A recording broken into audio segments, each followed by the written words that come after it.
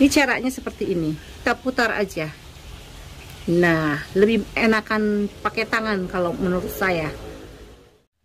Ini yang tengah ini belum mekar, jadi bisa kita bedakan yang sudah mekar ini lebih lebih lemas tuh, lebih gak ada isi. Beda dengan yang belum mekar, tapi nanti ini mungkin nanti malam mekarnya.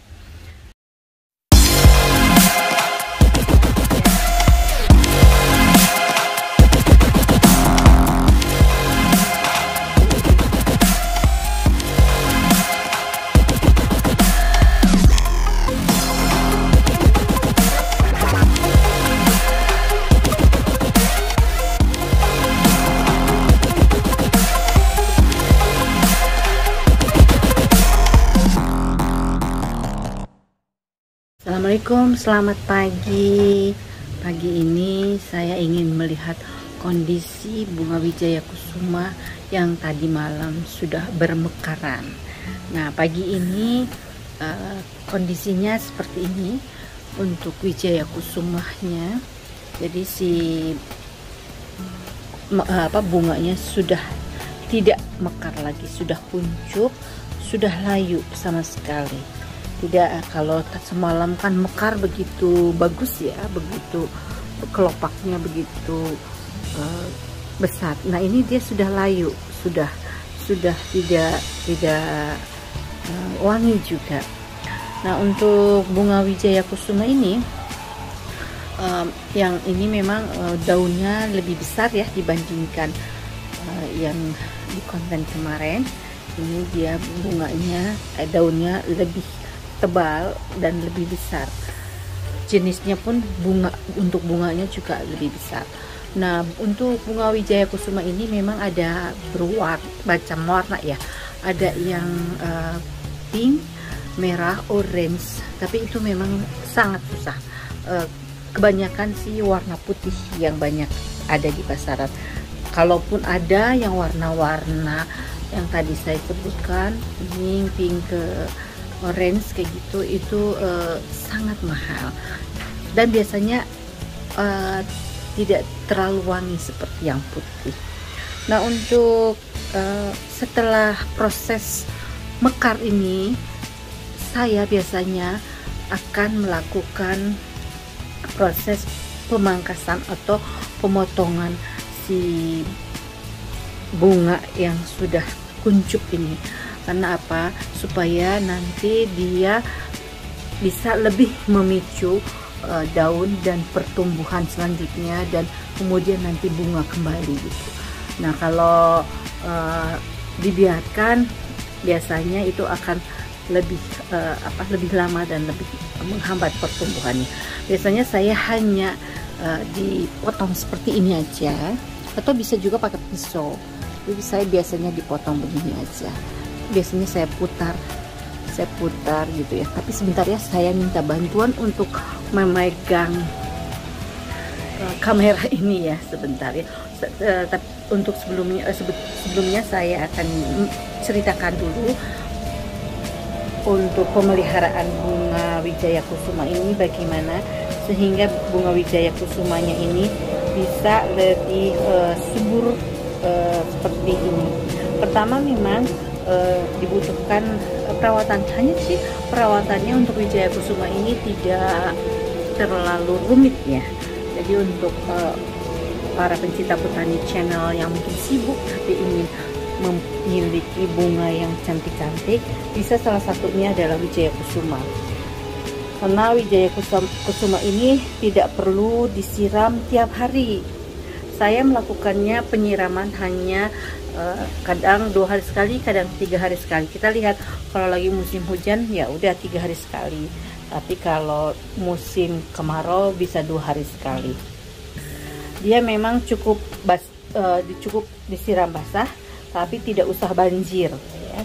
Tidak usah banjir karena dia tidak suka dengan terlalu becek gitu. Kalau misalnya terlalu becek nanti akan busuk ke akarnya. Nah, untuk pencahayaan sebaiknya wijaya kusuma ini ditempatkan di tempat yang hangat, meskipun harus kena naungan. Di sini saya lakukan sebagian kena naungan, sebagian kalau hujan pun sebetulnya kena ya, tapi karena dia sudah besar jadi dia agak keluar dari naungan, tapi tidak apa. Kemudian pencahayaannya itu sendiri tidak boleh langsung, sinar mataharinya tidak boleh langsung kena ke pohonnya. Kalaupun nanti suatu saat sampai kena, biasanya dia nanti akan, tanamannya akan jadi, daunnya akan jadi kering gitu. Nah, jadi gampang-gampang susah sih sebetulnya ya, karena tidak boleh kena sinar matahari langsung, tapi dia membutuhkan cahaya matahari. Selanjutnya mungkin untuk ya seperti tadi saya sampaikan, dia membutuhkan suhu yang hangat ya, suhu yang hangat. Jadi ditempatkan di luar seperti ini, dia tentu drainase udara, bukan drainase, aliran udaranya juga jadi bagus ya. Selanjutnya untuk nutrisi saya lakukan hanya menggunakan biasanya seminggu sekali suka disiram pakai Golmor ya, tapi saya juga tetap menggunakan Dekastar yang butiran, karena kadang-kadang suka sibuk untuk memberikan pupuk. Kalau dengan butiran seperti itu dia tetap terberi ya. Kemudian untuk terakhir mungkin pemangkasan juga perlu dilakukan karena pada saat bunganya habis seperti ini, kita lakukan pemotongan bunga-bunganya tadi supaya dia timbul daun dan kuncup bunga baru gitu. Mungkin itu ya untuk bunga Wijaya Kusuma yang besar ini. Oh ya, saya jarang memang mengganti pot untuk tanaman ini.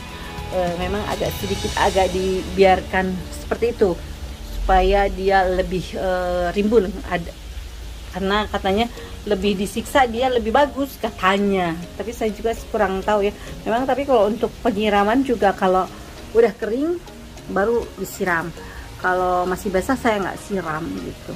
Tapi jangan juga terlalu kering, karena memang tanaman ini adalah masih keluarga kaktus ya, jadi tentu tidak perlu banyak-banyak disiram sama air. Oke, sebentar ya, saya mau minta bantuan untuk memegang videonya ini dulu ya. Sebentar, saya putus dulu ya. Oke, kita lanjutkan ya.